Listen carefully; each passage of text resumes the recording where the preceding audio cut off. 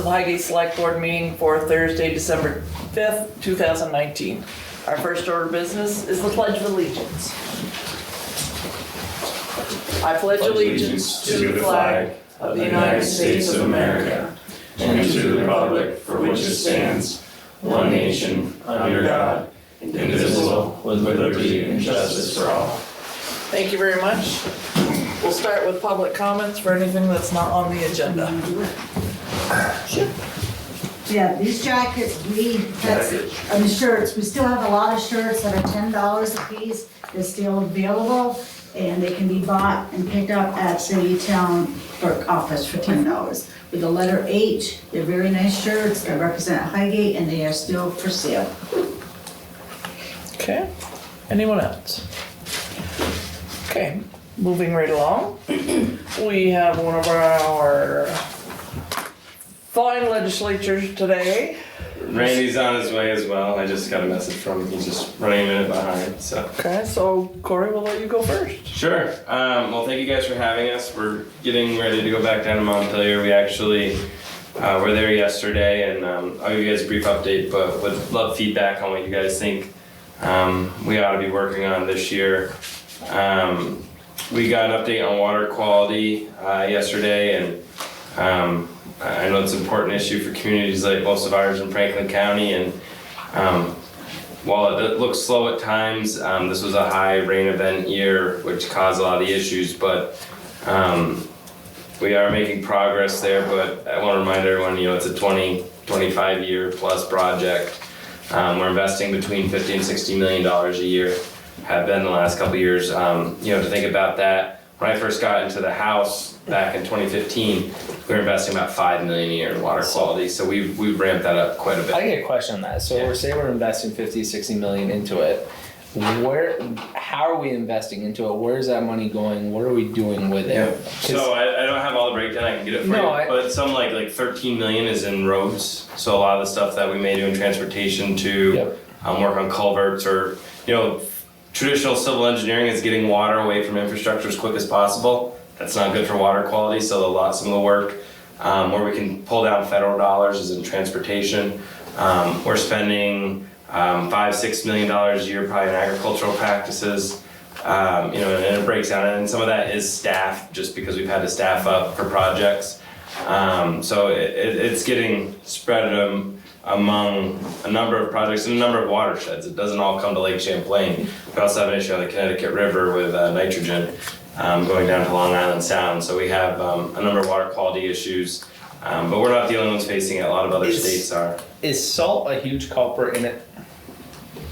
No, a lot of it mostly is, when you really look at it, the phosphorus loading, there'd be phosphorus, we were told yesterday, if no one was here, I think it's basically 1/3 of what we put into the lake is natural anyway. What happened whether humans were here or not.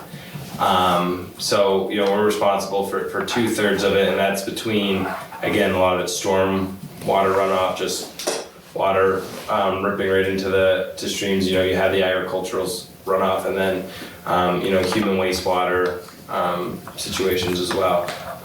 So the piece where and especially being a Franklin County senator, we push back on. We've asked actually farmers to offset much more than they put into the system.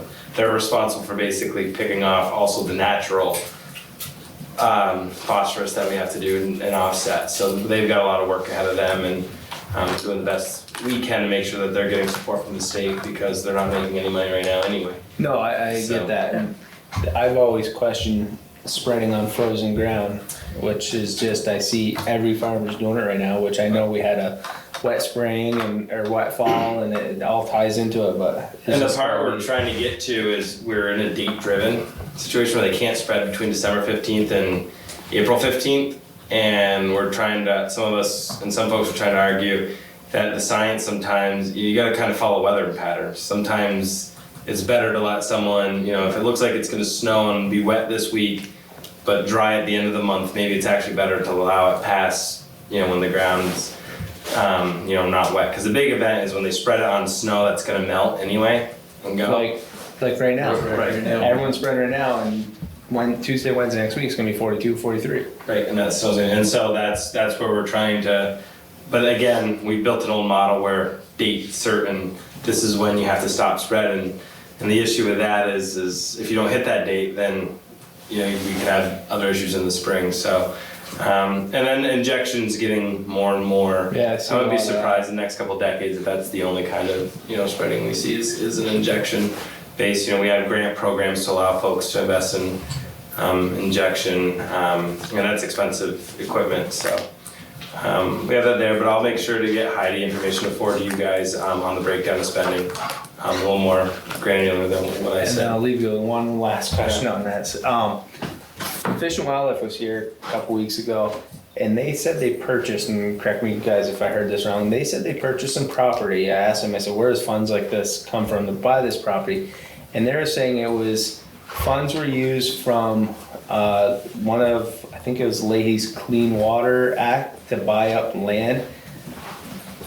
I guess I'm confused how that cleans up the lake. If they're buying land along a river corridor or wetland and making sure it's not getting used or getting used appropriately, that technically can be considered because they're creating a buffer. So someone bought 100 acres that used to be corn right on the stream bank or river bank, and now is going to let it grow up into forest land.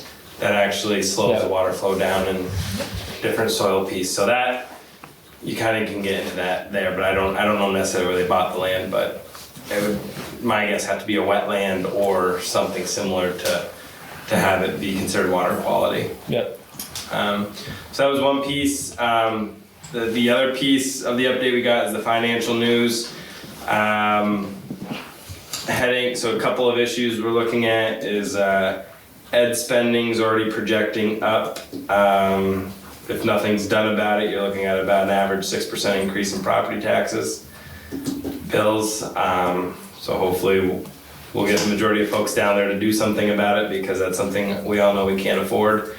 The other issue is our revenue growth has actually been really strong. It's growing at like 2.5%, which is really good, except that our base spending is looking to grow at 3.1%. So it creates that even when the economy is growing well, we've had such a spending problem in Montpelier, which has gotten better the last couple of years, that our growth and spending is outgrowing strong revenues. So either requires new revenues or continue efficiencies within spending. The big culprit behind that is our state employee and teacher pension program. Really underfunded in the 90s. We spent $225 million of our $1.6 billion general fund budget last year on pension obligations. By the end of the next decade, probably 40% of general fund if we don't make adjustments there. So that's a tough political conversation, but one that the governor keeps pushing, one that some folks in Montpelier don't want to talk about. But when we need to address in some capacity what that looks like. To put in perspective, by the end of 2030s, we're supposed to have 8.5 billion. We have $8.5 billion in liabilities. We currently have about $3 billion towards it, and that's the life of Vermont saving. And those are the sticky points and pressures. Whether legislative leadership's going to want to deal with those in any capacity this year. Remains to be seen. Legislative leadership is looking more at what I call their political pet projects, their paid family leave, increase minimum wage, good things, but to me there's structural issues that we actually need to deal with. Before we talk about this, like I said, the economy's booming and we're still kind of in these structural issues, so that's an issue when we ever do hit a recession, because then revenues shrink and then you probably have an extra increase in pressures because of Medicaid and some of the other things that state government does. So that's the overview. It's not always rosy, but we'd love to hear your feedback on what you guys think Highgate needs or the community. I know roads always tends to be a big one, and then especially up here, we've had meetings throughout Franklin County. Senator Brock and I. With Clay Purvis from the director of connectivity, And the state did just hire somebody to work with rural communities to help apply for grants for helping expand broadband and cell service into rural communities. So we can also put you in touch with those folks to try to help know what your resources are, so that way.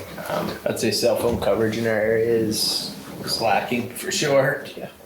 I tell AT&T, Verizon, they all have lobbyists down there, and I'm an AT&T customer, but I tell them all the time, I go, your map says I have service in a lot of spots in my district, and I can tell you, once I get outside of St. Albans and Swan, and it gets spotty. A lot of blue on that map. But. Yeah, exactly, so.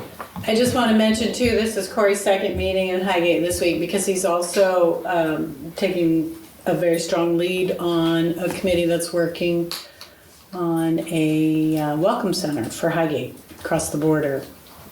So We've engaged, we've been working with Tim Smith at Franklin County Industrial Development Corp., but we've engaged the Secretary of Transportation, Commissioner of Building Grounds, basically buildings and state government, and then the Secretary of the Agency of Commerce and Community Development and the Secretary of Natural Resources, just because where your old site, where there used to be a welcome center, has some issues, so probably not likely a future spot. And transportation's already got their eye on it. When I-35 finishes or A35 finishes, they're gonna need some of that space because they're gonna need to do, the state of Vermont's gonna have to do some of the inspections, help the feds and give the feds some room, because the Port of Montreal, a lot of it's gonna ship here instead of over to New York and back around. So it'll be a big change traffic, but we are working on it, and hopefully we'll have more news in the next year or so on what the potential is. Any word when that highway's supposed to get finished up there? 21, 22, next 3-4 years.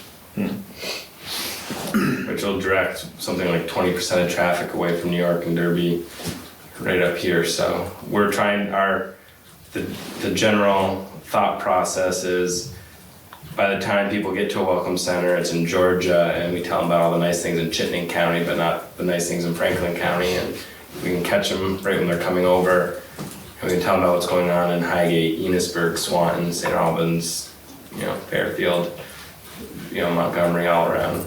Hopefully Richford will have some stuff going on, not in my district, but part of our county. Right. So. are there any proposed changes on the education bill that force the mergers? No, we tried last year. Keep trying. We got to conference committee. The big issue this year is going to be proficiency-based grading or learning. That's going to be an issue. There's some issue with special ed. I think we got to look at Act 46. And again, if we're continuing to have pressures for property taxes, look like they're going up 6%. How much of this Act 46 supposed to save money, right? I didn't see him say. Yeah, I joked with Heidi Sharon from Stowe yesterday. I go, only would the Vermont legislature think that you could get rid of unpaid boards and save money. Yeah. That's all effectively they did, is they made the superintendent's job easier, but instead of going to 3 meetings, they go to 1. And they merged a couple unpaid boards into one unpaid board. So I fought as hard as I could. The reason there wasn't a deal is the House didn't want to give us all the towns in Franklin County, and Phil Bruce knew that that's where I was, and I was on the conference committee. So unfortunately, I wasn't willing to trade Highgate for Enosburg. I wasn't going to sell anyone short, so we couldn't cut a deal. They actually wanted to leave. They didn't want to do anything for your district. It was the one they just didn't want to merge. They wanted to merge no matter what because of the high school. Then let's make sure we cut their budgets and make them save money like they said it would. Yeah. It's our job to protect the people here, Yeah. and our people can't continue to pay for the education system that's They'll being just leave our produced. state. No, Yeah. I mean 6%. It's ridiculous. I mean, so when you add in teacher pensions, health care, so the whole state government budget's $6 billion. That includes federal dollars, that things like transportation, Medicare, all the money we spend. Education K-12 is over $2 billion of it. When you actually, we put that, 140 of that 225. Well, what is it here? Teacher Like, what's our general fund versus our education just for our town? Looking for Shelley. It used to be It's, 5 million, and I'm sure it's pretty damn close to 6 now. Yeah, I mean, you And can, that's for This little town. roughly, what, 400 kids? so when you look at it this way, we spend $500 million more on K-12 education than we do to run the rest of state government, like from a perspective. So, and I'm not saying that education's not worth it, but the conversation we need to have is we have these silo discussions birth to 4, and then college, and we sit there and we can't afford college, we can't afford childcare, and I'm sitting there going, you're looking at all this money. You know, if we put everything into that $2 billion, well, then maybe, you know, we get more for our money out of it and something happens, but you know, it's 95% of the money, and the issue is, I'm 30 years old. When I graduated, when I was in middle school, there were 105,000 students in the state of Vermont. Today there are 80,000. When my 18-month-old son graduates from BFA in St. Albans, there will be 60,000 students projected in the state of Vermont. Yet the costs continue to grow, and that's the, you know, it's one thing if costs are growing and there's more students going, we have to build more space and have more, you know, but when we're educating less and less and less, and the costs continue to Well, that just climb. tells you people are leaving our state and not coming back. Right. So, And there goes your economy, Yeah. there goes your general fund. Yeah, and believe it or not, Franklin County is the slowest shrinking student population in the state. We were down like 1% over the last decade, 20 years. Chittenden County's down like 2%, the rest of the state's down significant. So we've seen the least, we're actually the few growing, us in Chittenden County is the few growing corner of the state. And there, so, but But yeah, somebody has got to put a stop to them. yeah, They've gotta be held accountable. talking education, spending. The children have to come out with an education where they can find a decent job so that the drug culture isn't so appealing to them. Yeah. They need to have good jobs, so if they stay in your state, we just, you're not getting it now. well, we need to have the jobs that make them want to stay in our state as well. Yeah. Then you just gotta get rid of winter. Yeah, that.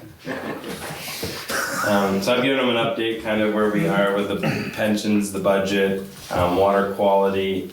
The only last thing I was going to tag on, and then I can turn to you for economic development stuff, was a bill that'll be in one of my committees that will take up areas. The state is part in negotiations with a regional. It's called TCI. It's a regional Climate initiative. climate initiative. If it were to come to fruition, it would add 5 to 18 cents per gallon of fuel, gasoline. So the details are getting negotiated out with 10, 15 states, but then it has to pass all their individual legislatures. So I'm not someone, I understand the importance of, you know, needing to combat global warming, but we also can't afford gas to be 20 cents higher. You know, especially in rural Vermont, that's the biggest issue is, you know, a lot of us live in rural communities and drive to work and what we do for a living. So we're definitely cognizant of that.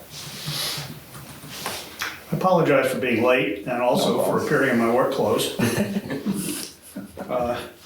I was in a meeting, Alzheimer's Commission meeting down in Burlington from 5 to 6 and headed back, and there was gridlock on I-89, as you can imagine, coming out of, I don't know if it was an accident or what, but notwithstanding, I'm sure Corey has given you the briefing of what's going on in the Senate. This whole issue of affordability is one of the most critical issues facing Vermont right now. And it's ironic because although we're a rural state, we have the lowest unemployment rate in the United States right now. We have a 2.2% statewide unemployment rate, and when you get down into Chittenden County, the rate is about 1.5%. Anybody who wants to get a job can get a job in Vermont today. There's no ifs, ands, and buts about it. It is a problem, though, in terms of the cost and the cost of living, because we are losing population. Not a lot. The net population is not changing, but what's happening is younger working age people in that 20 to 40-year-old group are the ones who are leaving, and so often what's being filled in are older people who are retiring here. And that creates a lot of problems for us, not the least of which is you see what's happening in our schools. You know, our school costs are among the highest in the nation on a per capita basis, and that too is a problem. One of the reasons is we have a lot of small schools, and as population has fallen in Vermont, our school population has gone from, has fallen by roughly 30,000, as I recall, in the last couple of decades, and is scheduled to fall even further. And that again is going to create problems, problems in terms of filling our workforce, first of all, and also problems in terms of the cost per capita, unless we wind up closing schools, which no one wants to do. So the other end of that too is families just aren't as large as they used to be, and that's Yes. why absolutely. right now 1-2 kids is That's all you can afford. that's right. So you see, you know, education spending is a big cost, and right now the preliminary numbers suggest that there would be a 6-cent raise on the property tax, all things being equal. We're going to fight that and work hard on it. Now, you know, I'm on the finance committee in the Senate, and that ought to be called the tax committee because that's what it is. But nobody wants to serve on the tax committee, so we call it the finance committee. It's the Ways and Means committee in the House, and we were faced with similar kinds of questions last year, and we were able to find a lot of fixes here and there. Unfortunately, we had a fair amount of one-time revenue, money that came in that we don't know is going to come in again, but some of that is real revenue. That change to the so-called Wayfair decision, which added the ability to tax internet sales, that helped a lot in terms of closing the gap. That's where we got the money, for example, also to deal with the clean water issue. And we fully funded the clean water, and that's going to be $50 to $60 million a year for the next 20 years. And that's a big nut to cut to deal with, but we don't have any choice. One, we have the problem, but B, we also have the Federal Environmental Administration that has told us that if we don't do it, they will do it for us and essentially bill us for it. So that too is a problem. So property taxes is something we really have to watch, and also this climate initiative, because those are the two things that pose among the biggest threats to continued affordability, and particularly a hard hit would be rural Vermont for both of these things. Coming up in the first part of the legislature again are some other cost issues. One is raising the minimum wage to $15 an hour, which the majority worked very hard to do last year, and they were unable to do it at the end of the session, but I know it will be back on the table. The other thing that will be on the table is paid family leave.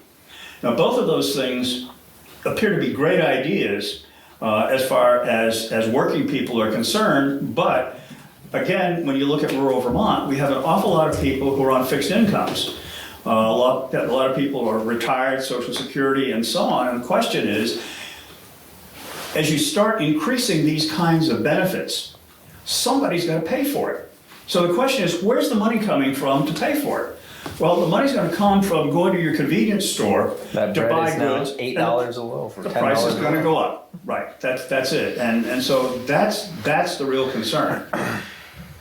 One of the reasons people say is you've got to make things more affordable for people, but people right now, particularly on unemployment situation, the ability to get more income, to rise in jobs is really great, and we're doing an awful lot in the economic development area along those lines. We spend right now $50 million a year in federal and state funds in Vermont for job training and supporting people in getting jobs. We have 69 different programs, federal and state. We have too many programs, and the feds, I'm afraid we have to blame for that. But there's a lot of really good work going on, but the state needs to do a better job of informing job seekers of what there is and how to go about doing it. And I don't think we do as good a job there, and we're going to work on that this year. Well, we need 50 lifeguards at the JP, so if you know anyone. We'll send them your way. So those are just a few things that I'm not sure that we touched on that would be worthwhile. Have you talked about broadband at all? Yeah, I talked about how we've been around the community and the state just hired someone to help out community. So if you want us to bring them up here for a meeting, January, February, if you're interested in that topic, just to see what's out there, we'd be glad to. that'd be And good. Well, that was one of the issues I wanted to bring up again was broadband coverage. I mean, it's been since the Douglas administration, at least, that we were promised, we were going to have broadband available Everywhere. everywhere. And good cell coverage. People can sort of limp along with the cell coverage. The broadband thing, though, seems to me like it's becoming more and more of a necessity for Or options of broadband too. a lot of business. To me, is the big That's thing. a big one. And Well, I would really like for this community, but statewide, to work on some alternatives to these very large corporations that basically have invested as much as they want to invest and aren't going to go any further. And we have seen models down in Norwich, Vermont. It's EC Fiber has done basically a co-op type situation. We're seeing it actually in Fletcher, and Fletcher kind of bleeds into Lamoille and Chittenden County. And we talked to Alberg about it, but some communities are coming together, and people live in these communities and creating a co-op, if you will, sort of like the Co-op Electric Company, to create their own broadband companies in the state supporting it. It's worked really well down in Norwich to get, especially the big issue is these big players want to build in a St. Albans, a Burlington, maybe a Swanton, even in the village of Highgate. They don't want to go out to every last Right. driveway and house. It's the last mile that's that critical piece of getting it to every last household. Well, and they have no competition, so they are basically taking advantage of people price-wise, in my opinion. $70 or Well, we passed a Yeah, bill I'd say that's a that problem. focused on that very issue in the last session. And what the bill does is it allows communities to come together to create regional districts, communications districts. And it was modeled on the EC Fiber model, which was started, 2, 3, 4 years ago, and has worked pretty well in taking 5 or 6 communities and getting fiber optics out to the house, out to individual houses. The key was getting the money to get towns together to do this. In other words, where's the seed capital coming from? And then also, where's the expertise to help communities do this? And so we did 2 things. We put a position in the Department of Public Service, the sole function of which is to work with communities to provide them with the expertise and the roadmap to be able to come together to create these communications districts. The second thing we did is we provided some funding, and we did it through VEDA, the Vermont Economic Development Authority, so that communities can borrow enough money to be able to build one of these things and get it going, again, at low interest rates. And the idea behind it is you come together, communities come together, they build these things, and then once it's up and running, you sell the subscriptions to people in the community, and it's that revenue that pays off the bonds from VEDA. We put a pretty high reserve in because we know that some of these things are not going to work the way we intended, and so we did put some backstop behind it. But that was the whole idea of not being able to rely on the large providers for the last mile service, and to provide those alternatives that you mentioned. Oh, that's good information, and I would like to see us pursue that, frankly. And like I said, if we want to set a date, Yeah, we can certainly. give us a couple dates, we can bring them up here to one of your meetings, once you get, kind of through your budget process, probably. It's about a half an hour to an hour presentation, conversation, where we've gone, so. Well, is EC5 the group that's in, like, southern central Vermont? Yeah, they're in Royalton and Tundra, that area. That's it, yeah. And I mean, they're not the only one. They're the ones that have been, I think, most successful, but there are a few others around the state as well. And they were they're the first. slightly different models. And they're the guy who founded that, brought the model to the legislature, and we had to make some legislative changes to allow them come into existence. That was when I was first in the legislature. So we've kind of watched that grow. And now, like Randy said, if we can help that model grow in other parts of the state, you know.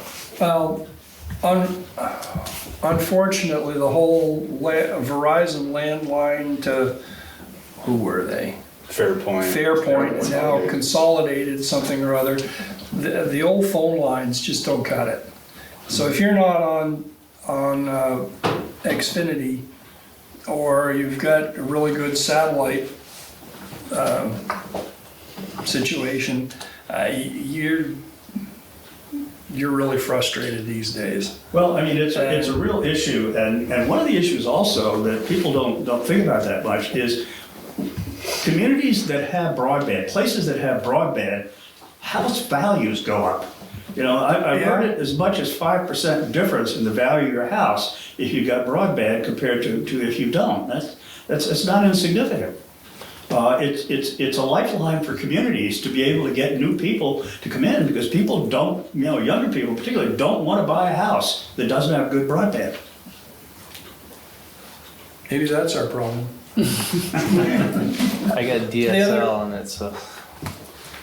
One of the other issues I want to address was kind of globally the situation with healthcare, and trying to, I don't know what the state can do, but trying to put a damper on this rampant inflation in the cost of healthcare, and the options like small businesses have for purchasing insurance. The big companies in St. Albans can buy their employees' insurance at a very favorable rate. Somebody with a small business out here in Highgate is getting it socked right to them to try and just buy the insurance. You know, and that somehow, to me, if they can charge Mylan Technologies one rate that's so much less than they can charge, you know, a little company out here on Route 78, I don't understand why that's the situation. And it seems like there ought to be some alternatives for small business in particular. It's like even the town has an alternative through Vermont League of Cities and Towns, I guess. So, but if you're a, you know, 2 or 3 man shop, you know, struggling to make a go of it. Yeah, one of the problems, of course, is that these large plans are exempt from state pricing regulation. They're regulated by the federal government. And therein, the small guys are regulated by us, and so we are part of the problem. But it's a national problem, and it's a national problem because of just the craziness of how ratings are done and how pricing is done. Now, what Vermont has done by going to the so-called all-payer model, and to me, the jury is still out as to whether that's going to work or whether or not it makes sense. But the idea is to change the pricing mechanism. I've always looked at healthcare. You know, healthcare is just so technology-driven that you would think, when you think about technology, prices are going down. You know, every time you go into Costco or Best Buy or something down in Burlington and look at the big TV sets, you notice the price is cheaper than it was last week. Every week it goes down. But in a technology-heavy thing like healthcare, every week you go in, the price has gone up. And it's impossible to explain. I was down in Burlington this last meeting talking to a doctor who just retired, and he was grousing about the very same thing. And I think we all recognize it, and nobody seems to have, at this point, come up with good answers. This all-payer waiver is a concept that may work, but to me, one of the problems we've done in Vermont is we've sacrificed the good for the perfect. What we've said is we're going to create a mandatory healthcare system in which you're going to be insured for everything. You're going to be insured for everything from being able to go use a midwife to using acupuncture to and so on. And certain benefits that you're going to get, you know, are done without a deductible and so on. And we keep adding to this list of requirements. And maybe they're all good, but the problem is, as we add them up, every one of them has a price tag to it. And you see it in the rate that you pay your insurance company.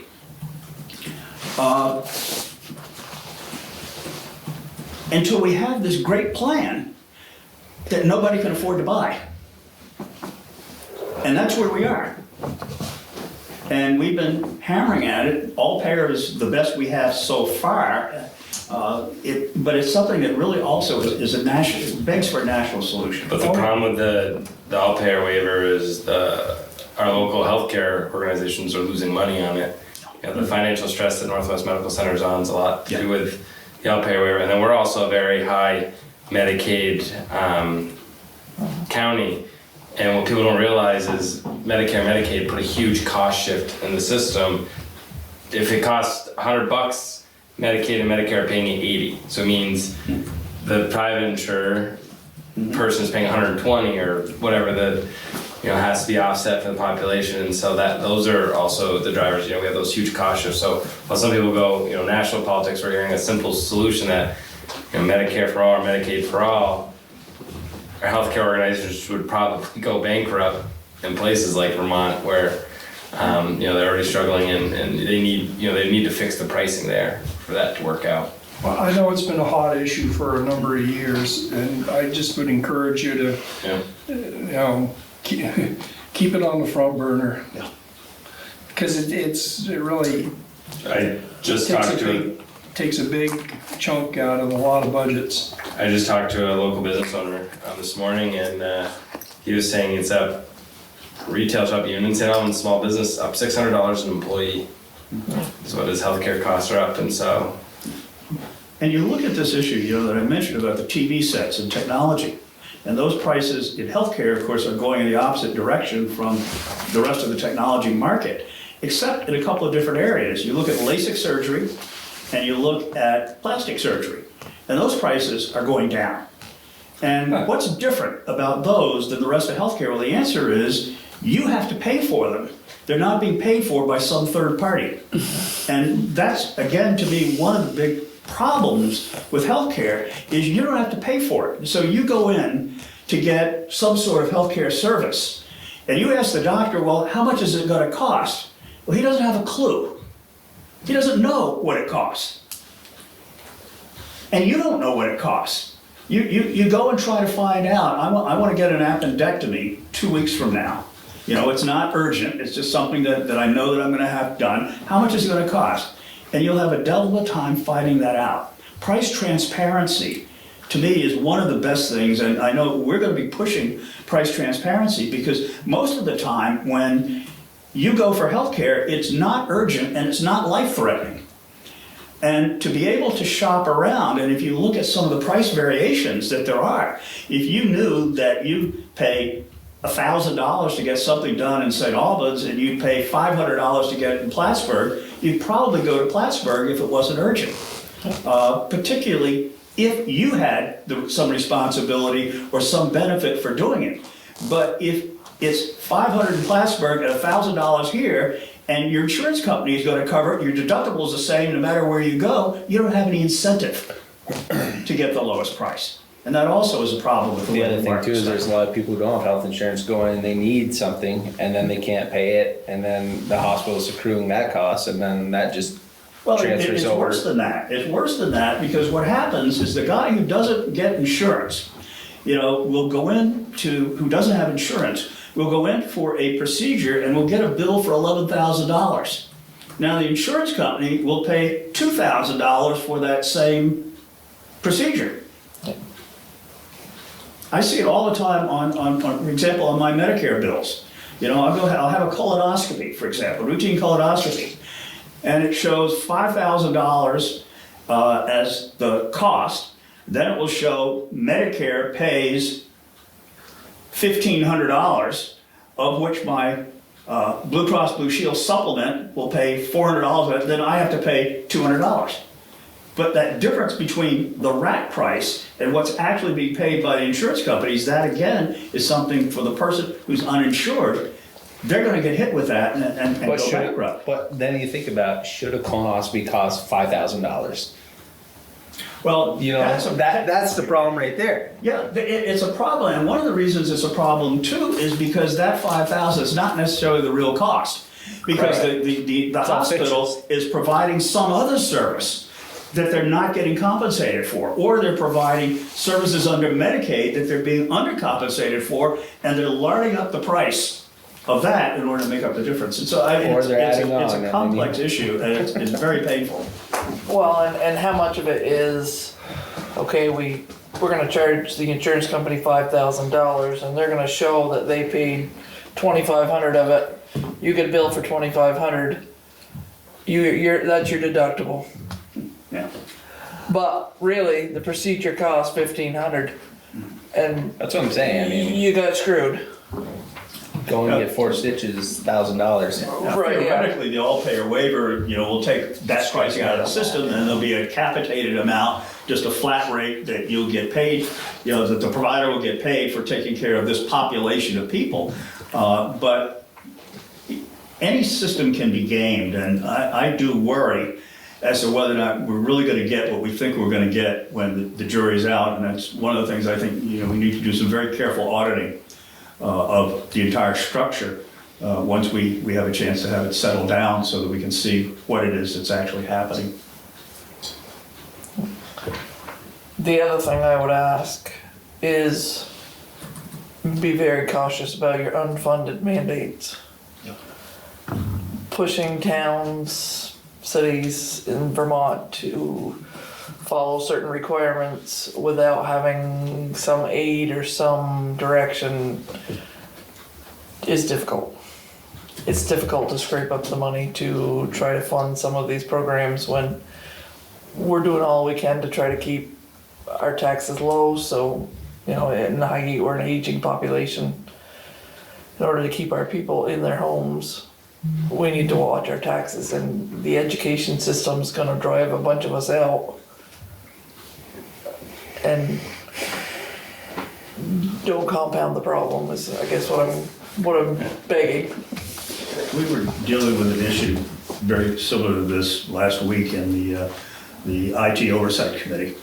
And we had Karen Horn from the League of Cities and Towns in, because we're talking about one of the biggest threats that we have is in information technology, and particularly in hacking.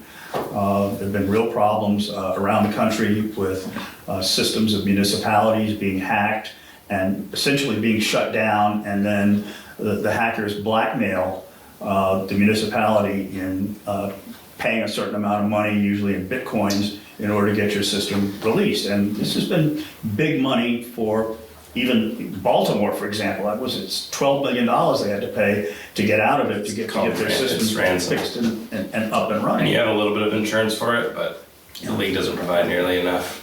But so one of the things that we, on the committee were saying, what we know there's some things that need to be done as far as the state is concerned, but also, municipalities, in a lot of cases, somebody needs to look at those systems to say, where are those risks and vulnerabilities, and to help municipalities tighten those problems up. And the question is, who's going to pay for it?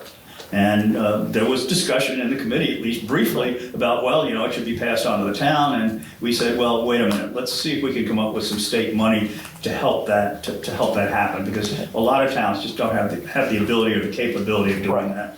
So we're working on that. The other thing I wanted to ask these gentlemen if they're aware of our, couple of our individual situations here in Highgate, namely the potential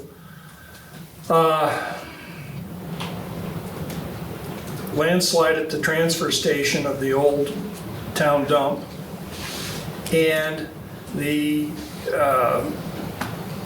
again, landslide occurring on the Mesa Road over in East Highgate,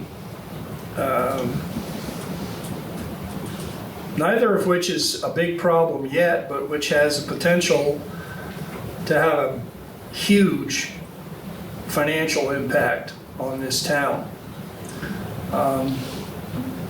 The Mesa Road situation we're gonna be discussing tonight, I guess, because we've got some new information, but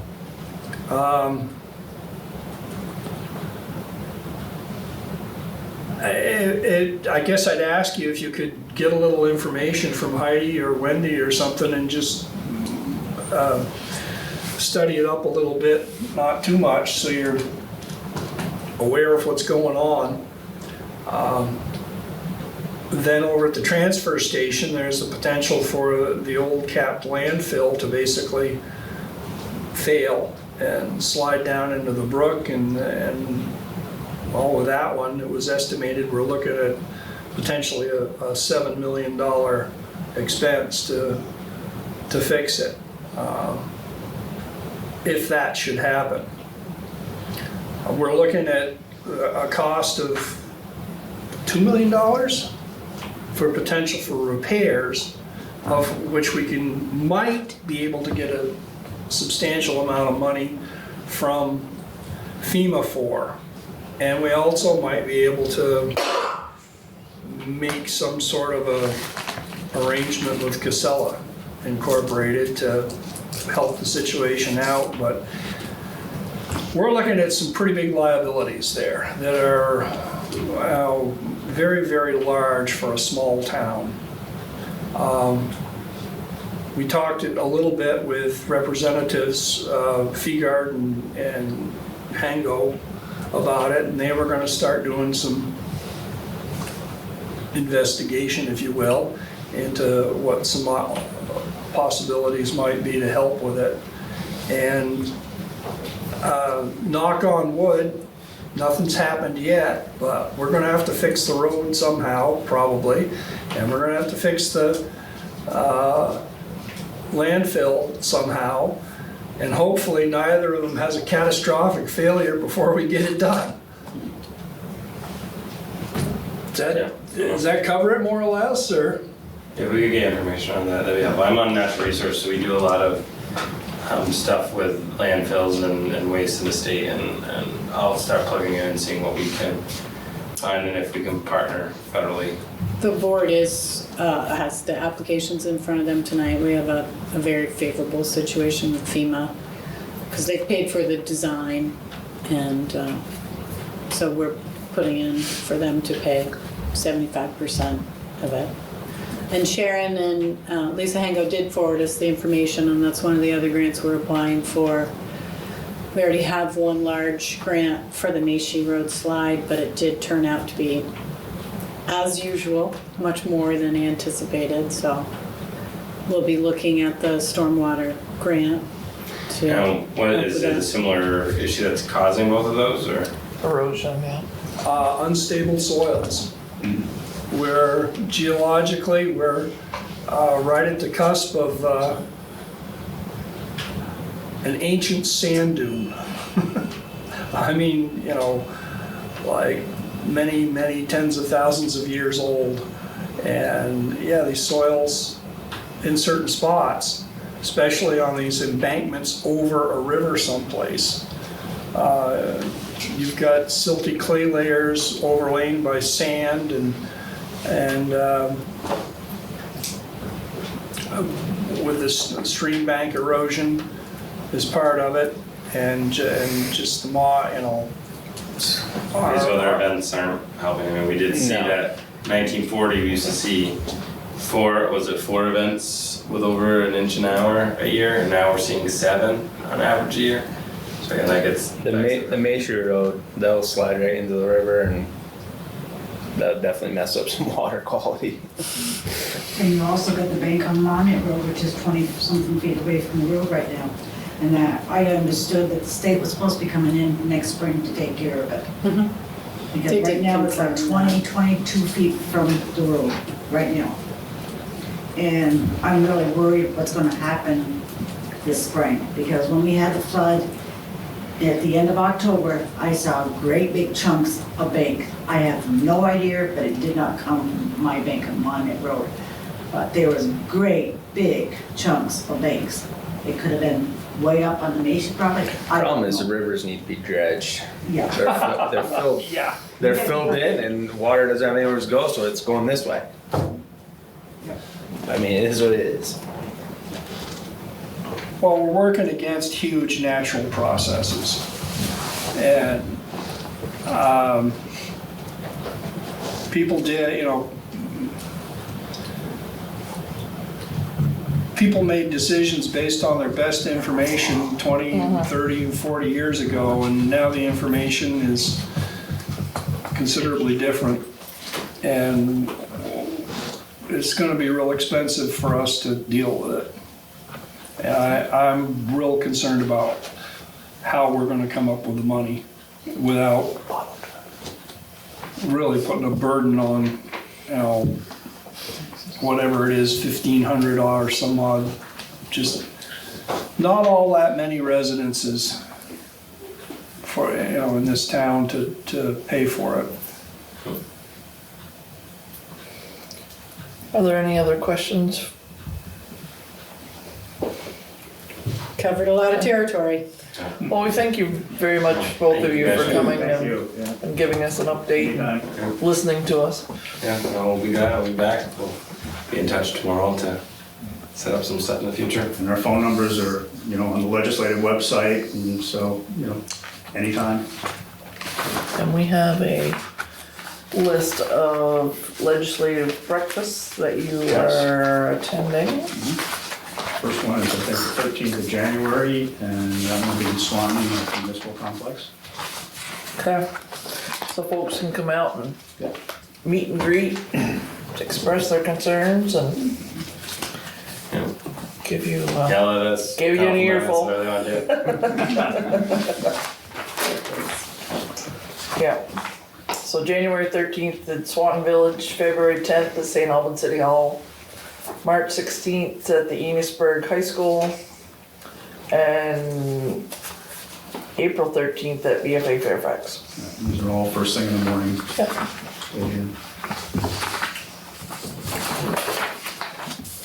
Well, thank you very much. Thank you. Yeah, good night. Thank you both very much. Okay, moving right along. We have April St. Francis here, and she's with our representative for the Northwest Solid Waste District. I'm here Hi. to talk trash. Hey. Those guys are depressing. We're gonna have some fun with this. There's some really good numbers in here. So I'm April St. Francis. I'm the board member for Highgate on the Northwest Solid Waste District. The district is comprised of 19 member towns. It's all the towns in Grand Isle and Franklin counties with the exception of Fairfax. They did not join. Each member town has one supervisor, that's me. We meet every other month, beginning in February, with the addition of the month of November for budgeting. Yay, budgeting, and how fun that can be. And so we meet 7 times a year. There's 3 subcommittees, one for finance, personnel, and operations, which I've just joined. Locations, there's 5 drop-off sites. The main site is in Georgia, and we have sites in Bakersfield, Montgomery, St. Albans, and North Huron, that anybody can access any of those sites. Well, there is a fee for this. Highgate pays $1 per capita. All the towns pay the same thing, $1 per capita. And basically what that fee gets us is the state mandated some rules and regulations that all the towns had to do X amount of outreach and education dealing with solid waste. You had to hold a yearly household hazardous waste pickup. And there's probably some other components that I don't know, but those were 2 of the big ones that I do know of. Currently, Act 148, the state's Universal Recycling and Compost Act, it's in the final phase. If you remember, in 2015, recycling was banned from the landfills. In 2016, it was wood and lawn debris. And as of July 1st, 2020, food scraps are no longer allowed in the landfills. So what did we get for that money? The district provided a hazardous waste collection day, and there was a really good turnout. They had like 51 vehicles that came in, paints, acids, pesticides, you name it, it came in that day. It was a really big turnout. A lot was collected. And For the education part, we have a really good education coordinator, Aaron Shepard. He held a backyard composting class, 15 people attended that. He also did a school-wide assembly, you know, teach the kids, they can go home, teach their parents the right way to do things, hopefully. Highgate Elementary actually was the last school in the district to start to compost, but now all the towns are composting. And since the start of the school year, August, till just about Thanksgiving, they collected 6,400 pounds of waste, which that number kind of surprised me. It's over a ton a month. And I thought there was like 300, but I heard you say there's like 400 kids earlier in the school. That seemed like a large number, but no, it's average. Not in Highgate, but Highgate and MVU, you have over. Oh, I see, yep. What else did they do? They had a booth at Field Days for education. That was a 4-day event, and they collected 900 pounds of food scraps that were diverted from the landfills that are failing. You know, keep that out of there. For the outreach, Barry Domina, who's a compliance coordinator, he was here not too long ago, I guess. He's here frequently. He He's an asset to us, definitely. He had over 21 calls so far this year, and that's more than, almost double than last year. He had 11 calls, so. And I did ask him if he had had any calls since he was here, because I'm curious to see how it's gonna play out with St. Albans Police answering the calls. He had not heard of any calls, so I don't know if you got any in the office or nothing yet. I can't recall if it was prior to him being here or not, but I'm just curious to how St. Albans Police is gonna respond to it. I know I personally was cleaning and found some stuff, and I called the sheriff, and they didn't work days, and I called the state police, and they said call your town, who called Barry, who now doesn't go to enforce the violations. It's the police that should be doing it. So I'm really curious to see if the circle stops anywhere with St. Albans Police. well, Barry's super helpful if it's like some roadside dumping. He'll look and see if he can find anything, any source of identification, but he doesn't go to homes where there may be a hostile person without the police. Which is illegal burning at, you know, at Yeah. night, just after dark. You can Yeah. smell it, but you can't find it. You know it's there. Everybody has that in their neighborhoods, I think. I know I do. Yeah, and he's coordinated a couple cleanup days with the corrections board that we work with. So he's very helpful for the town of Highgate. Which brings us to tires. You know, tires are everywhere. Everybody's got them. Nobody wants them.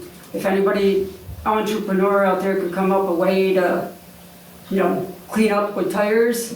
If you could make something out of tires, like the governor, he just did the phosphorus initiative in the lake. He put out a challenge that you can come up with ways to use the phosphorus. So tires, nobody wants them. They're overwhelming the towns. The towns were collecting them and bringing them to the solid waste district as part of Green Up Day. They had to put a stop to that because we just got overwhelmed with tires. They were being stockpiled. It's nothing to have 100 tires to clean up.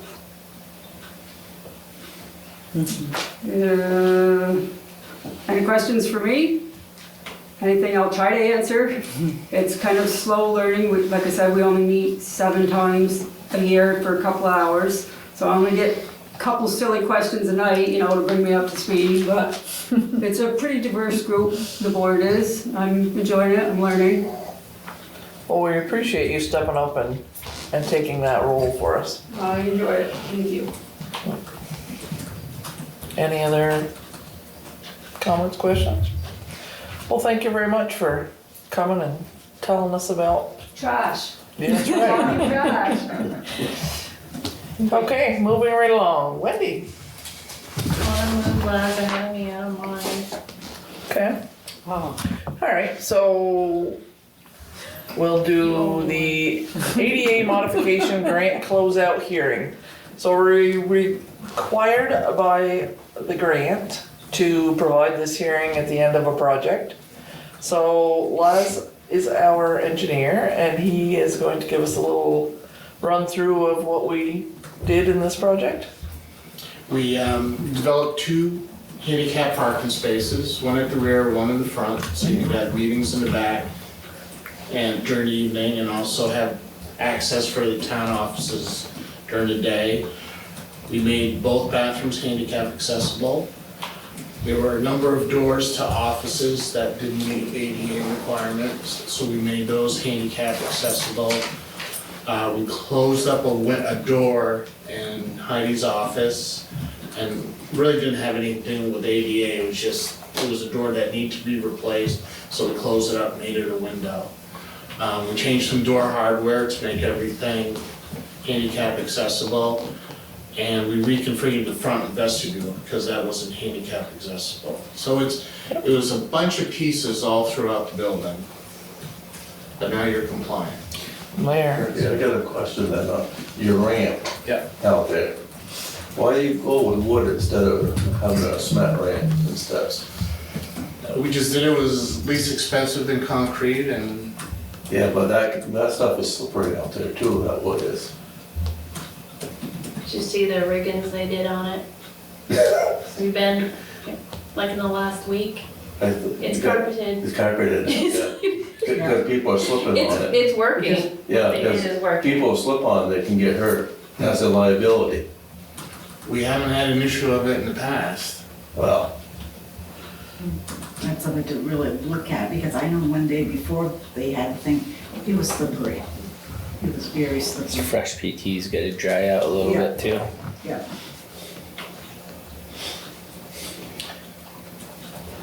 okay. then the plow guys will probably hit it, take it right out.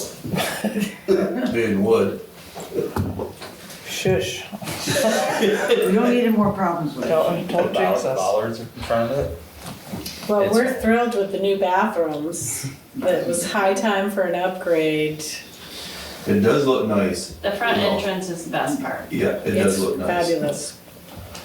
So ADA is required by law, which is the American Disabilities Act. So that is why this project needed to take a priority and why we approached this the way we did.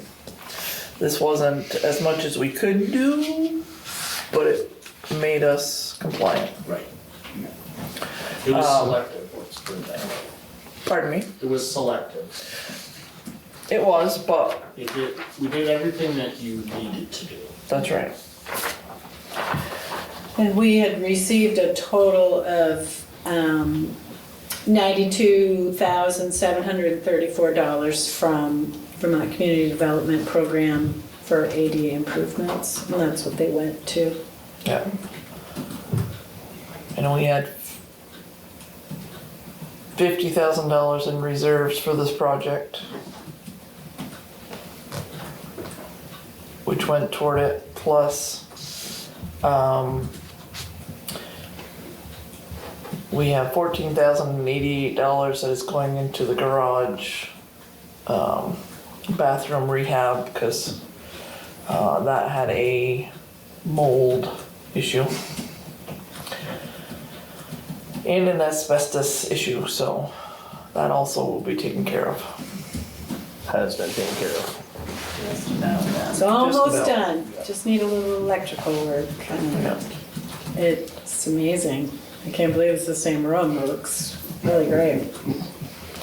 So we fixed all the bathrooms, we've fixed all the ADA, we've put the roof on, we fixed the rafters. Just gotta insulate. Insulation's coming, bollards. Yeah. Bollards in front of the garage. Is the antenna done? They're So close. continuing to work on it, yep. Working on the garage doors too, on the shop side. They needed new seals on the bottoms and stuff like that. So Butch has got Lamage or Champlain door coming, I do believe. Yeah, so, Oh, those are getting nasty. so we've Fixed up the building. done a pretty good rehab here. Yes, indeed. All right. We've been So, hanging out since In typical 2014. Vermont fashion, we get it all fixed up, we're gonna sell it. No, I think we'll keep this one. At least for a little while. Should be good for a while now. Should be. If I hear roof again in my lifetime, I'm gonna be pissed. Okay, all needed work that got done. So, if anyone would like to see what this ADA project consisted of, you are more than welcome to stop in Did we and take a look at the work that's been do we done. have any capital funds left over after all this project, or did we use every penny of it? You used every penny. Squeezed it. We did. Thank you, Laz. Thank you for coming. Doing the roof was a good idea, Yeah. because you wouldn't have found out about those rafters until after something had happened. So Yeah. that one was a good one. Yeah. So not only were they rotted, they were not installed properly to begin with. For the load, they weren't. But the rotting was the bigger issue. Yeah. We would have found out about it eventually. Oh, Yeah. Yeah. Truly. When a rafter went through and just hit his desk or something. So yeah, the last piece of this project is the insulation, which that's already beginning the process. And we should look at removing some of the storage from the upstairs because the room is very full of very heavy stuff. Yep. It's getting to a point where we need to clean. Okay. Done it before, we're just parked the dump truck. Speaking of which, we have an electronics graveyard upstairs, Randy. Any Yeah, suggestions? we should see if maybe John LaSure might come pick up. Oh, okay. He does There's probably e-cycling. more up there that John can take. Well, I tell you what, he comes to my work and he can grab 50 monitors with like a hand. He makes quick work. Okay, But I think John might be a good resource. perfect. I didn't know where to put them. He can shred all that paper up there too. When we moved all He the does paper offices shredding. around, a lot of stuff ended up there Yep. that, It's a mess. It's It's- bad. It's a mess. it's I just, bad. if it's up there, I probably don't need it. we haven't used Well, it certain in stuff we years. have to Yes, keep. yeah. Some of it. Back half of Some of that it room looks is like it's fireproof pretty stuff. old though. Yeah. Yeah. You'll have to take a few days and clean the house. All right, thank you very much. Thank you. Thanks, Les. Thank Appreciate it. you. Okay. Wendy, would you like to go now? Sure, Okay. thank you, April. Thank you. Thanks, April. Appreciate it. Okay, so you have minutes from November 21st. That really nice short meeting we had on November 21st. Is that his jacket? I'm guessing it is. So, do I have He's a gonna figure it motion? out in a second. Do I have a motion to accept the meetings from November 21st? I'll make that motion. Do I have a second? Second. All those in favor say aye. Aye. I posted it publicly, but I'll just run through it real quick. With Christmas and New Year's falling on Wednesdays this year, our holiday office schedule is a little messed up, but this is what we came up with. So we're gonna be closing at noon on Christmas Eve and New Year's Eve. And we are totally not here December 25, 26, 27, and of course January 1. And I was questioned. No, the town does not give us all those days. They give us the holidays, and we're taking personal time off for the rest of it.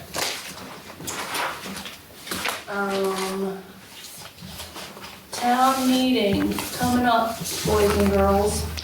So I did come up with a list of what the positions are gonna be for the ballot this year.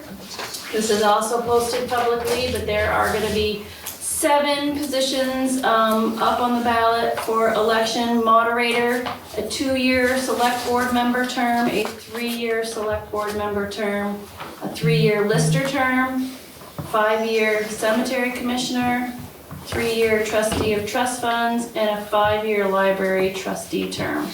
So petitions are available. They are due Monday, January 27th by 5 p.m. Minimum of 22 registered voter signatures. So call me or stop by if you're interested in running for any of these positions in March.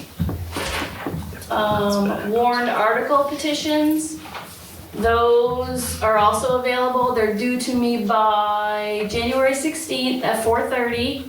5% registered voter signatures, which is 112. Absentee ballots, you can request those now. I don't have ballots yet. I won't probably till early February, but you can request them at any time. Call me, email me, or stop by. And what else did I have? Oh, fire department. Liza sent me the information. They had their elections November 4th. And this year up for election were the captain's position and the second lieutenant position. Oh, you have to go. The 3-year captain position was Ralph Comiskey, and the 2-year second lieutenant position went to James Manning. And you guys have to accept or not accept those positions. They will take effect January 1. Okay. I make a motion to accept both those positions. Okay, do I have a second? I'll second. All those in favor say aye. Done. Who was it? Josh and who? Randy. Thank you.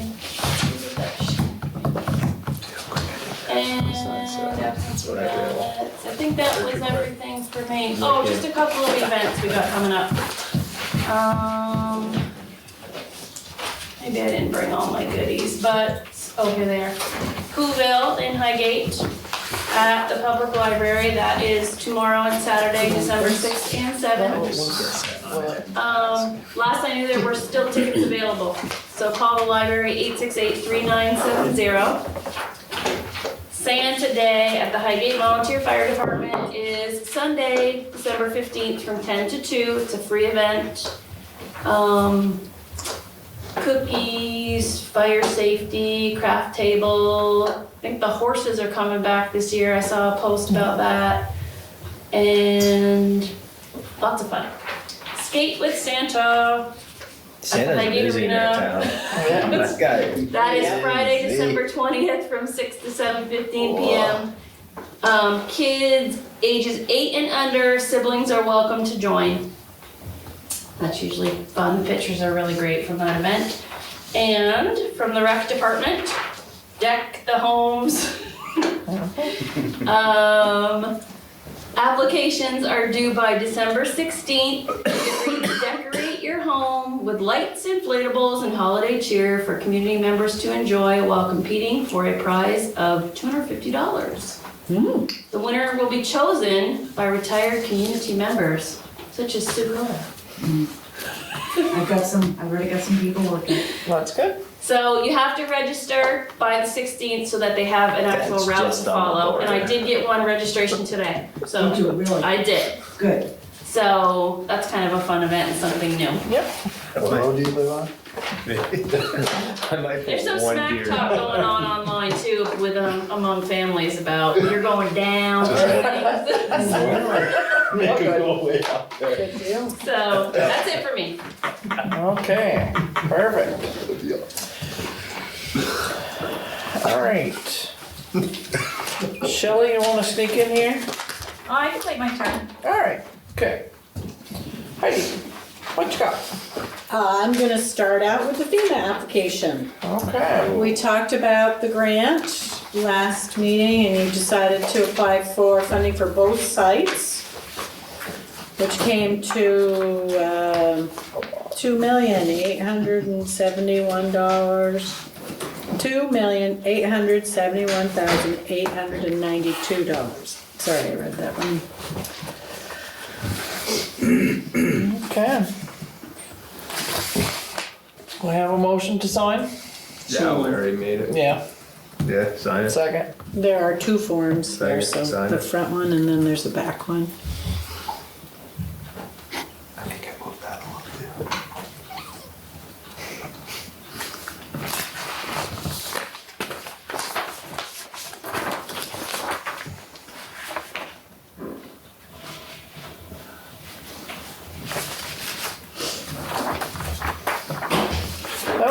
just in time to go into your budgeting meeting next time with all those numbers. I also have a Better Back Roads grant application. Butch had met with Jim Smith, and they decided on fixing what is known as Site 10 in your stormwater issue inventory on Rollo Road. It's at the Porton Farm. So it involves a culvert upgrade, some ditching, and they're going to try to remove a little bit of ledge to really make it more of a drainage flow through there. So those grants are paid for with the labor and equipment, and the budget is that back page you had there. It's a total grant project of $51,000, I think. $51,254.27. Move to approve. A second. All those in favor? Aye.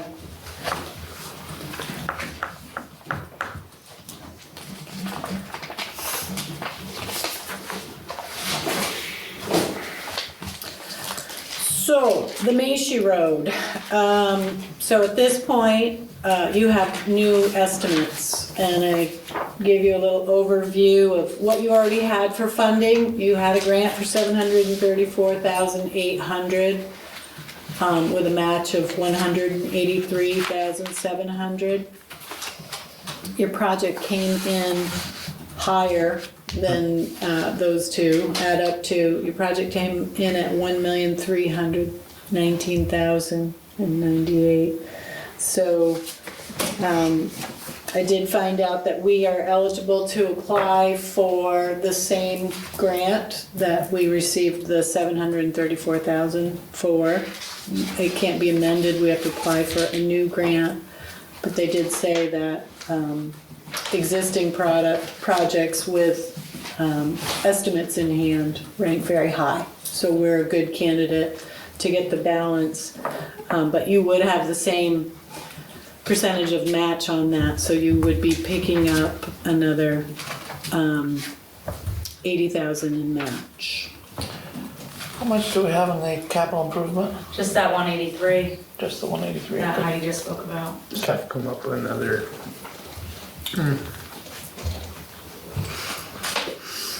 Well, that's better than us paying for the whole thing. Right. Tis. And it's a plan. And it won't happen overnight. Right. So you'll be able to build something in. And When would the construction year be? 2 years out, 3 years out? When would? I would say we're about 1 year into a 3 to 5 year plan. So with these estimates and plans, they're ready to start going through the permitting process, which can take anywhere up to 8 months. So we have 3 to 5 years to budget for that extra 80 or 90,000 maybe? Yeah, I mean, I would say that we should have the money in hand in 2 years. And it's hard to say once you start how quickly that project's gonna happen. 183,500 was the first year, and we did put 50,000 aside this past town meeting. So we're actually This fiscal we're year. actually pretty close then. Yeah, I thought, that didn't sound right, so I had to double check. So we have 230,000 in hand. Yeah. Nice. 183 plus 50. So you could make up, We can make up the rest pretty quickly. with what the Yeah, capital but- improvement is now budgeted for, we could add that 30,000 in and still not raise taxes. Well, that's a bit of So good then- news. I'm a little confused by some of this, because when I read through this report from DeWolf, it looks to me like they're now talking about a big excavation project again, instead of soil nails, as was last discussed here.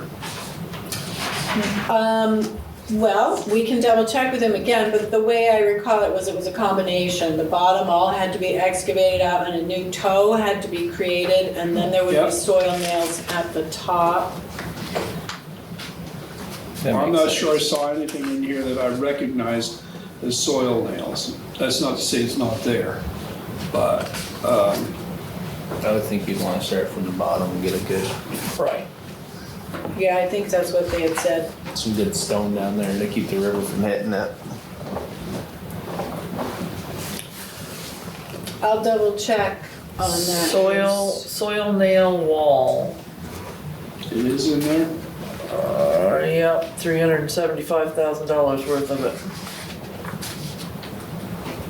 It's on the engineer's opinion of probable It's almost the construction last cost.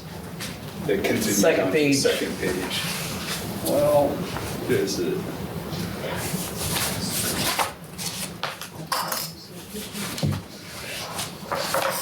So I'll start pursuing that stormwater grant. Yeah. Do you need a so they motion threw for it that? Back so you couldn't see it. Sure, it never hurts.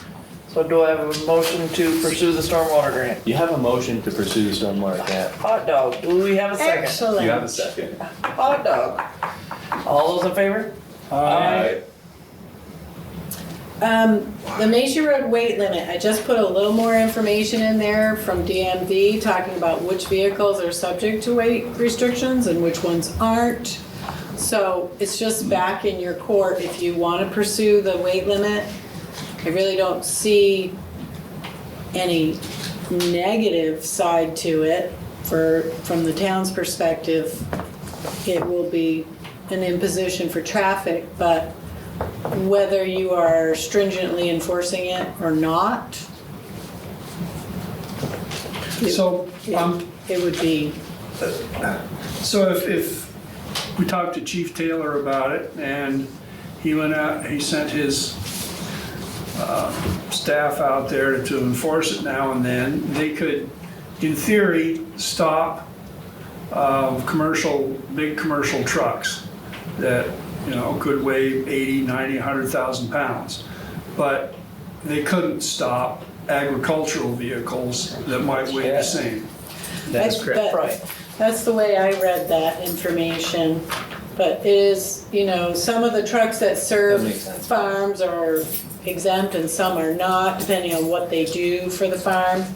Custom operators are not exempt, which is interesting to me, so. So if a farmer hires a truck to spread his manure for him and he's over the limit, he is not exempt.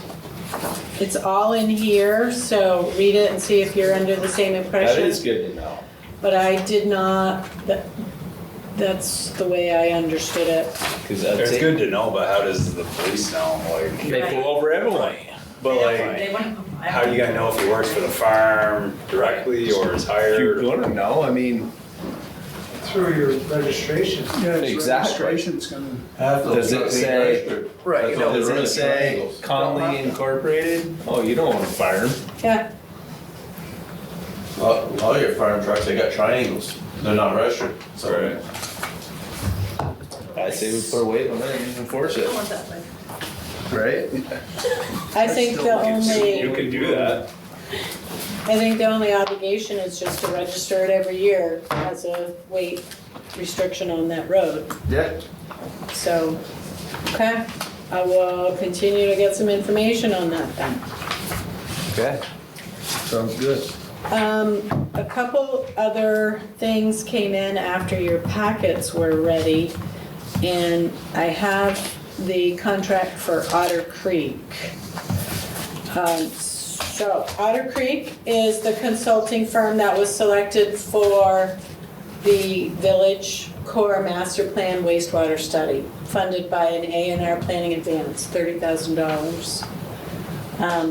So they selected them. This is the contract for the services.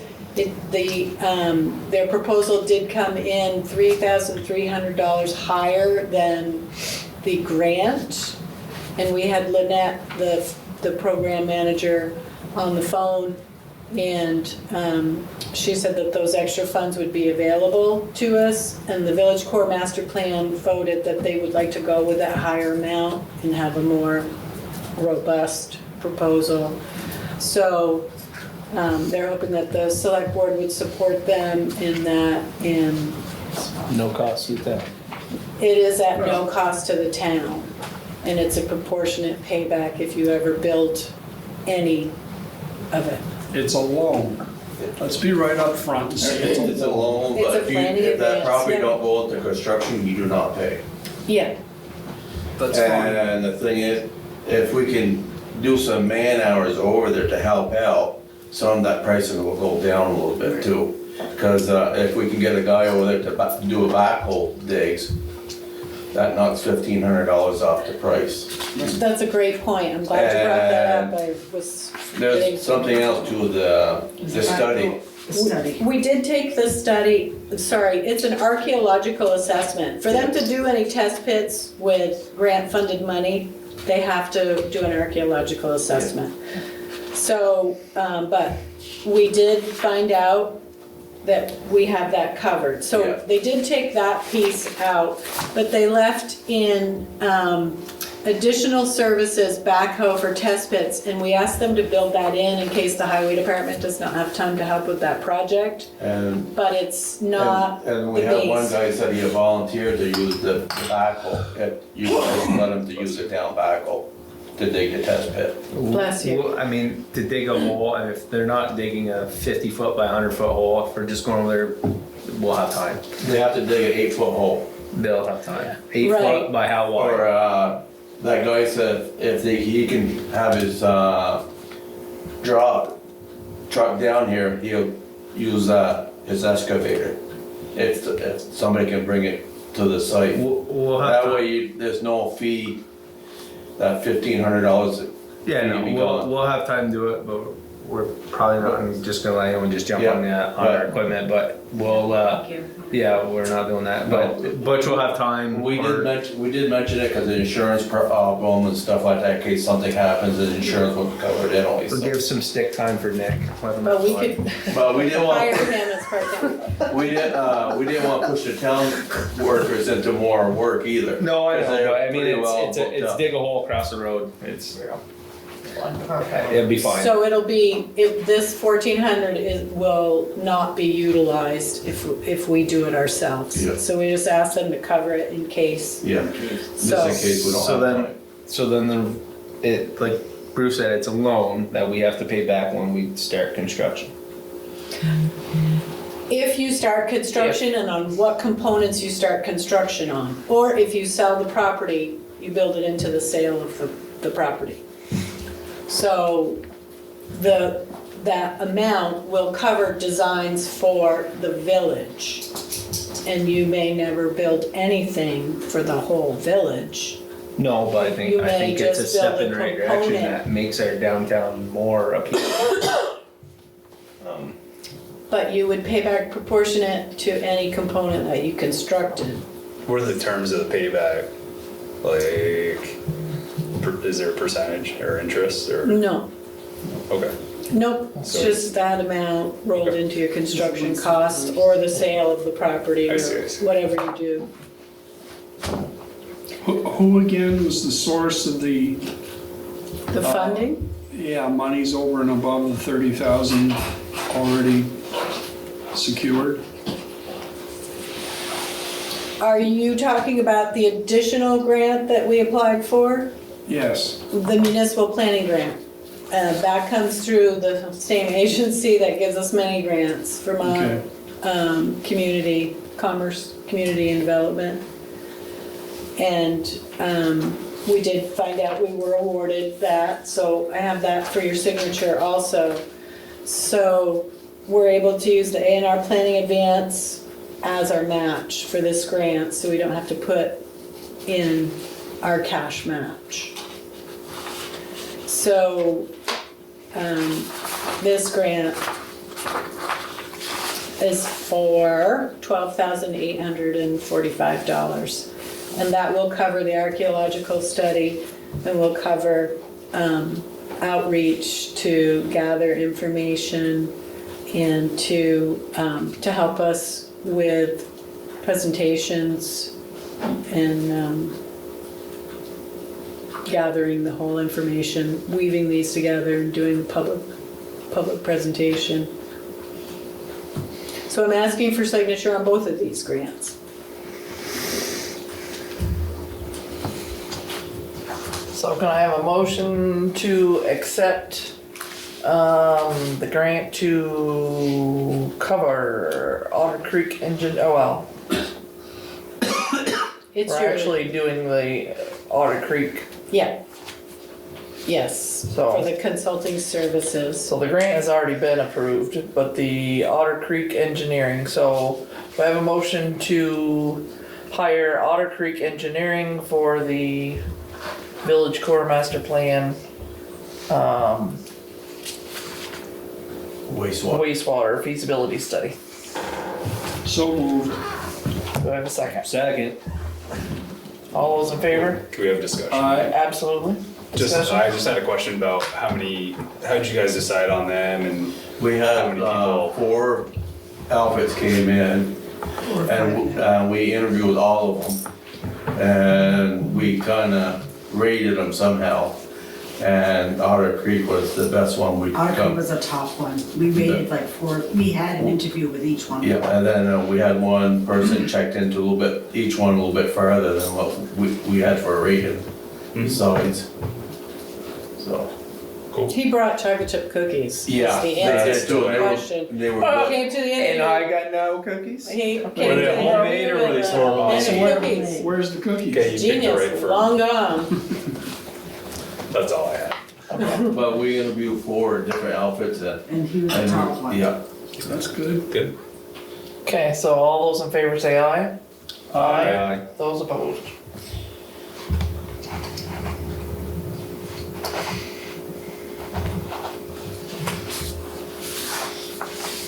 You gave a good. So there's another grant application there? Yes. Well, this is not an application, this is your contract. You were awarded $12,845. So I need you to accept the contract. In addition to the 30,000 already secured? That's correct. Okay. So yes, $12,845. I'll make a motion to sign that. Second.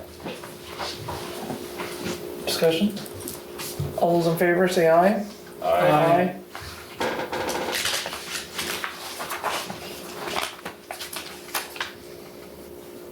Oh, your name's on this one, so. Oh, yeah, the online grants they want, so just make a motion to allow me to sign this. Make a motion to allow Heidi to sign. Do I have a second? I'll second that. All those in favor say aye. Aye. And you already signed the Better Back Roads grant, and I got it back. Yep. That's correct. Okay. So, just a quick update on the airport infrastructure study that is also simultaneously happening. We have Aldridge and Elliott and Economic Policy Resources looking at water solutions at the airport and the economic advantage that would Speaking create. of, that's a big fence. Yeah. They added some acreage to that airport. I haven't That's a- seen it. Oh, yeah, they're right up to the tree line over Cow! toward the school. That should pretty much eliminate the four-wheeler parking area back there. Yes, it I think does. that's what it's all about, actually. I think they're on Actually, it some, doesn't. I think they're on some of Handy's property, with that fencing. No, Handy sold it, Oh, he did sell it to him? yeah. Eating all the wood still. I was told by somebody that they actually sold like 4 parcels or something somehow. Subdivided. Subdivided. They Or subdivided it. They subdivided some parcels in the front, I would think we would know nothing if down they the sold side. it. Okay, subdivided then.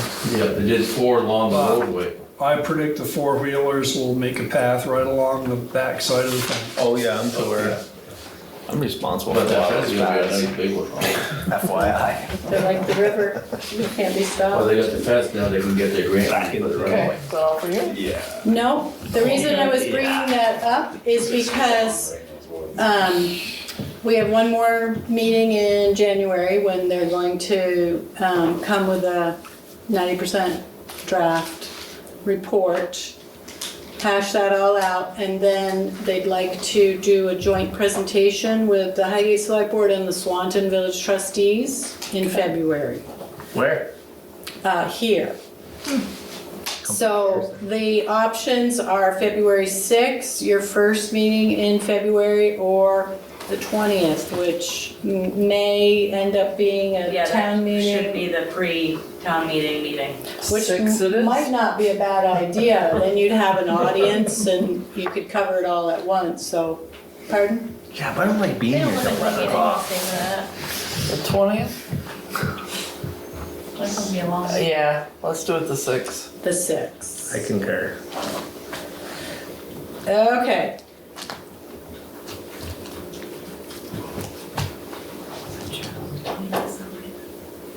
I think that's it for me. Okay. Shelley, Hi. hello. I'm sure I need to move. I gave you my check warrant You did. in case I was still stuck in the midst of Thing to say. running of bills. Oh, Running up the bell. Yeah. The first year, I left and ran errands, and then I couldn't get back for pickup because all the streets were blocked. We learned our lesson. well, where the heck did I put you?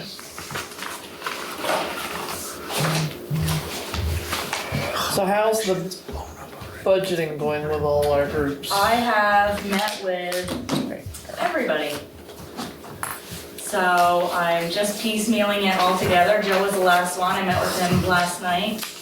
And I'm piecing it all together, and I hear we are meeting on the 10th at Yes. 6 p.m. Yep. So I should be fairly ready with it all together for them. Okay, Yes. perfect. All right, has everybody had a chance to look at the check warrant?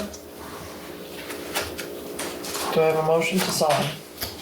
I'll make that motion. I'll second that motion. All those in favor say aye. Aye. Those opposed. How's tax collection doing? Well, I would have an update for you. I've been playing catch up all week, so Oh, no I'm problem. still, my head is barely above water right now. But, it's going in steady. We do still have a few people on the tax sale list, that didn't get the memo. And the, attorneys will be coming in next week to do title search and move forward. So please, if you're on that list, you know who you are, come on in, make a plan, get you off the list. Other than that, there's no set date yet, all still preliminary stuff that needs to happen. And most of the time, if there is a mortgage on the property, once the title search happens and they start sending notices to mortgage holders, Yeah.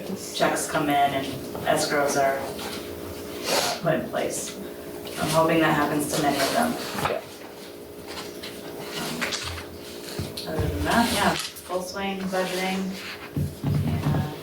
and that's really Town report. town report. It's as soon as tax bills go out, I don't really get a break until town meeting. Yeah.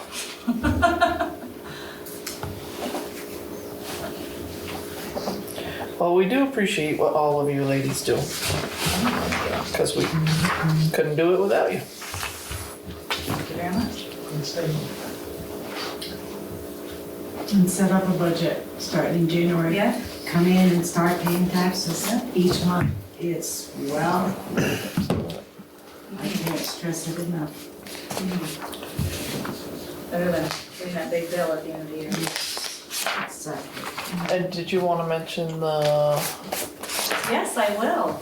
So, Bruce, I reached out to the bond bank, and if the landslide happened, it is something that we would be eligible to apply for. Also, what was my other question to them? Oh, if we got the FEMA loan, the bond bank could also, we could ask them for money to be our match. So they are definitely an option when it comes to the transfer station landslide. Great, Yep. okay. Good to know. Yeah, but I'm not saying it's the cheapest or the way we would go, but it's definitely an open option. Well, I can see that, at least in my mind, being a better alternative than putting a lot more burden on the CIP than, No, I'm saying like maybe like we did for the arena, going through a local bank might give a better rate. And it also wouldn't have all the hoops that a bond vote would. I see, yeah. It's just little things like that. But I wouldn't even start looking into that until we're serious and had to. Interest rates and all the steps we need to take. I'll track it Like the down. school bond, it's 30 days, I think. They have to warn it, they have to meet. There's a lot of steps to get that bond. Not small, a big loan. Ty, what'd you do to Zamboni? Skipped right over me. Oh. It's okay. Oh, Northern Lip, Yeah, there's two of them. yeah, they did our service and they came back and I had replaced a couple parts. Is that thing good for a while, or? Hoping so. They don't tell us before we. That's why we're saving for it now, little by little. It's got a new motor, I mean, it's got a new motor, I mean, that's 80% of that machine. Yeah. Next is a hydraulic pump. Yeah, but I mean, even that ain't, $20 million. Right. 3,000-4,000 probably for a hydraulic pump on that? Just because you're here, Yeah, might not even. how's Exactly. the melted locker room? They're using it. Oh, Yeah, they were in, on Wednesday, a week prior to Thanksgiving, okay. not Wednesday, I think it was the 20th. Are they happy? Very. Actually, I talked to Marcel, their athletic director today, asked him what he's hearing on his end. Nothing but good. Spoke to a couple of the players as they left last Friday. You know, asked them how their bus ride is, if it's, you know, if it's inconvenience to them. He said they like it here. It's farther miles wise. But when they were going to Cairns in South Burlington, they get caught in traffic on Dorset Street. And he said, so time-wise, it's faster, and they're looking forward to playing games because Burton has to drive an hour farther. You know, or their opponents have to drive an hour farther than Burlington to play us up here, so. It's too bad for Burton, right? We know Burton. So yeah, it's been a good relationship so far. Good. And, expect it to will be. And how does Milton pay us the high school in one chunk, or how's that work? Have we seen money, I or haven't billed them anything yet. Okay. For ice usage? monthly? Okay. Is our revenue, I haven't looked and I'll probably find it somewhere, is our revenue over there trending as we were last year, higher or below, or? It's hard to say because they haven't gotten any in yet. Ice time just started, the first bills just went out. Gotcha. Revenue's just coming in for the year. But our booked hours, our schedule, Booking right in within, Last year. yeah, you know, probably within 5% of last year, plus or minus. So. Is I don't know. hopefully it's plus, Yeah, because I we do, added another yeah. high school, so. is St. Albans buying less though? Yeah. I heard they were buying. Yes, Rouse's Point. So they're kind of skipping through our town to. It's not by choice. Yeah. We Okay. have a meeting, we're going to attend their board meeting on Sunday night. Gotcha. Mark and I are going to attend their meeting. In St. Albans. In St. Albans, yes, and just to see what's up. As far as I know, they're being told there's no ice available. That's, Yeah.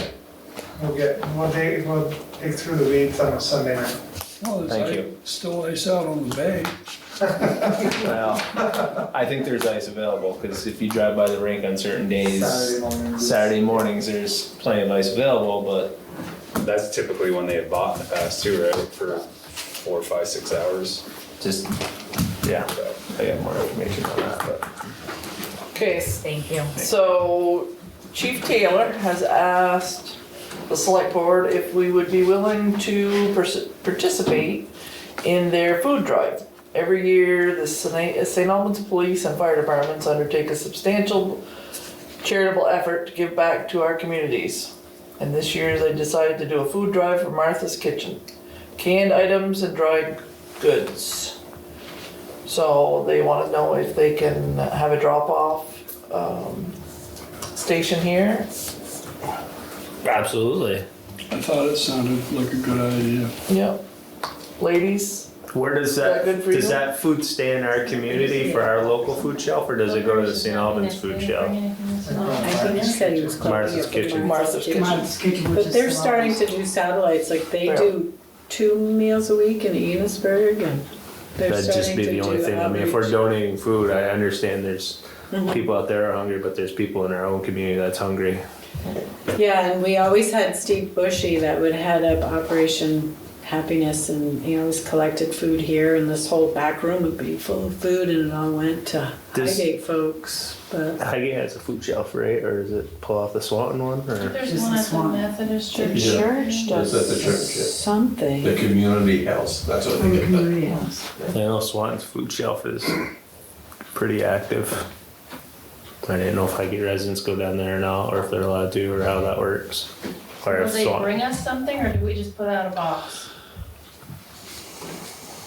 It sounded like they were gonna drop something off, Yes, it does. and they would advertise it as well. Anything about getting food to people who need it, all about it. So. Said we would put a couple of large totes at each site. So the Highgate Municipal Complex. vestibule now. Yep. All right. So I make a Put it motion to to use. approve that for St. Albans Police Department. Yep. Do I have a second? Second, All those in favor say aye. I, Okay.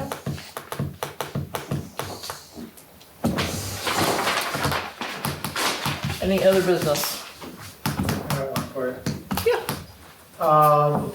you. Meaning that petitions are out now. We've talked in the past, I talked to Wendy, Monday, I think it was. Currently, our treasurer and our town clerk are on the same rotation for elections.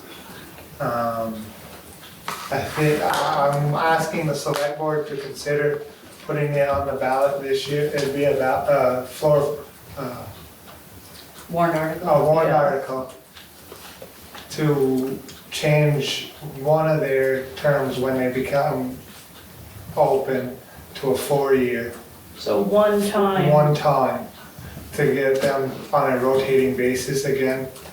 Because like Sharon said, we need both of them, and if they were both elected out, I don't ever foresee it happening, but it's very possible it could. Then the town's at a significant disadvantage.